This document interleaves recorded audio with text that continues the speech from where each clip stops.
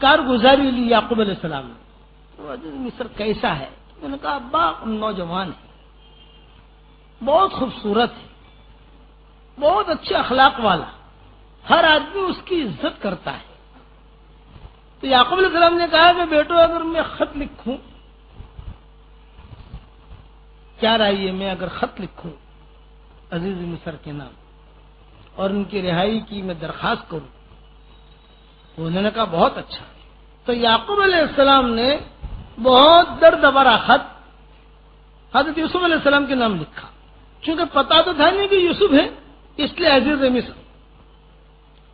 ابتدا اس خط کی اس طریقے سے کی کہ من یعقوب صفی اللہ ابن اسحاق اور ابن ابراہیم خلیل اللہ، یہ کہہ کر پھر آگے لکھا کہ اے عزیز مصر، ہم نبیوں کی اولاد ہیں، ہم بہت خستہ حال ہیں، بہت پریشان ہیں.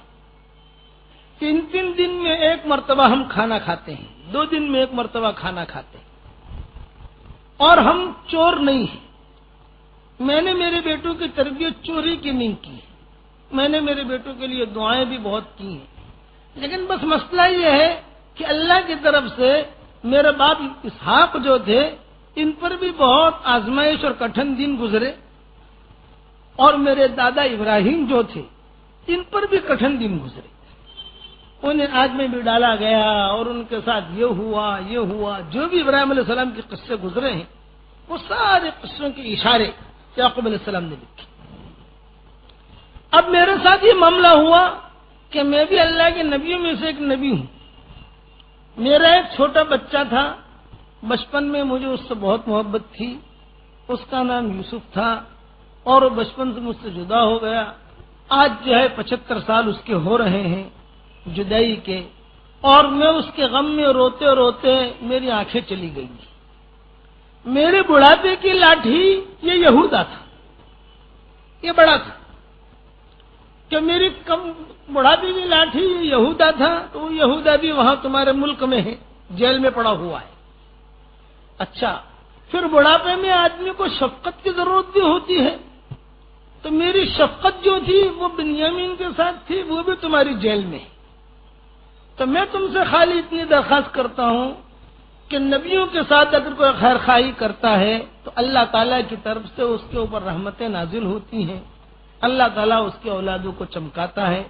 میرے پاس اتنا پیسہ تو ہے نہیں کہ میں لا کر جرمانہ ادا کروں، میرے پاس اتنے وسائل نہیں ہیں کہ میں آ کر تمہاری خدمت میں آ کر میں رحم کی درخواست کروں. میرے پاس میرے ہاتھ ہیں اور یہ قلم ہے، کاغذ ہے، اور میرے ہاتھ کانپ رہے ہیں، میں بھی ضعیف العمری کو پہنچا ہوں. کچھ پتا نہیں کہ میرا خط تم تک پہنچتے پہنچتے میں زمین کے اوپر ہوتا ہوں یا زمین کے نیچے ہوتا ہوں. ایسا درد بھرا خط امام قرطبی نے نقل کیا ہے، اور روح المعانی میں الگ الگ مفسرین نے، جو عربی جاننے والے ہوں انہیں زیادہ مزہ آئے گا اس کا. جب میں اپنے ہاتھ میرے کانپ رہے ہیں، پلکیں میری جھکی ہوئی ہیں، ہڈیاں میری کمزور ہو گئی، بال میرے سفید ہو گئے، بڑھاپے نے ڈیرا ڈال دیا، اور ایک طرف فاقہ، اور پھر یہ حالات پر حالات. بچہ میرا بچپن سے جو ہے وہ مجھ سے جدا ہو گیا، اس کی یاد میں اب تک میں رو رہا ہوں. اور اب تک جب بھی سورج نکلتا ہے تو میں سورج سے روزانہ پوچھتا ہوں کہ سورج کہیں نہ کہیں تو نے میری یوسف کو دیکھا ہوگا، اتا پتہ بتا دے. میں روزانہ سورج کے کہیں نہ کہیں سورج جیسے گھومتا رہتا ہے کہ میرے یوسف نے تیری طرف دیکھا ہوگا یا تو نے میرے یوسف کی طرف دیکھا ہوگا. میں میری رحمت، اللہ کی رحمت سے نا امید نہیں ہوں، اور یہ بتاؤں کہ ہم نبیوں کی اولاد ہیں، اس لیے میری خالی اتنی درخواست ہے کہ میں خود نہیں آ سکتا، میں کسی کے ساتھ یہ خط بھیج رہا ہوں. بعض روایتوں میں یہ ہے کہ بھائیوں کے ان کے بیٹوں کے ساتھ ہی بھیجا، یا بنی زبو جو کہا ان کے ساتھ ہی بھیجا، تو جب میرا خط بھی دے دیں. اور پھر جب بار بار حضرت یوسف علیہ السلام کا یہ تذکرہ کرتے رہے، بار بار تذکرہ کرتے رہے رشتہ داروں میں، تو رشتہ دار جو ہے وہ آئے اور کہا کہ تم تو 70 اور 72 سال کی تمہاری عمر ہو گئی، یعنی بڑی عمر ہو گئی، اس کا مطلب یہ کہ بڑی عمر ہو گئی، اب تم یوسف کو یاد کرتے ہو، یوسف کو یاد کرتے کرتے تم ہلاک ہو جاؤ گے۔ تو یعقوب علیہ السلام کی زبان سے جملہ نکلا، وَتَوَلَّى عَنْهُمْ وَقَالَ يَا أَسَفَىٰ عَلَىٰ يُوسُفَ وَابْيَضَّتْ عَيْنَاهُ مِنَ الْحُزْنِ فَهُوَ كَظِيمٌ۔ یا اسفا کا جملہ کہا، پھر کتابوں میں یہ لکھا ہے کہ اِنَّا لِلَّهِ وَإِنَّا إِلَيْهِ راجعون، یہ جملہ اگر کسی نبی پر نازل ہوتا تو سب سے پہلے یعقوب علیہ السلام پر نازل ہوتا،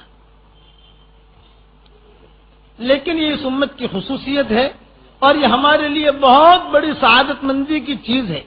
امت کی جتنی خصوصیتوں میں سے خصوصیت یہ ہے، کبھی کسی کو کوئی مصیبت پہنچی ہو 10 سال پہلے، 50 سال پہلے، 100 سال پہلے، 80 سال پہلے، یا آپ کے باپ دادا میں کسی کو کوئی مصیبت پہنچی ہو اور آدمی وہ یاد کر کے کہے انا للہ و انا الیہ راجعون۔ حضرت علی رضی اللہ تعالیٰ عنہ کی روایت ہے، مسند احمد کی پکی ٹھیک کی روایت ہے کہ حضور صلی اللہ علیہ وسلم فرماتے ہیں جب جب انا للہ و انا الیہ راجعون پڑھا جاوے گا اس وقت میں پہلے دن اس کا صبر کرنے پر جو اجر ملا تھا وہی اجر اللہ اس کو پھر دیں گے۔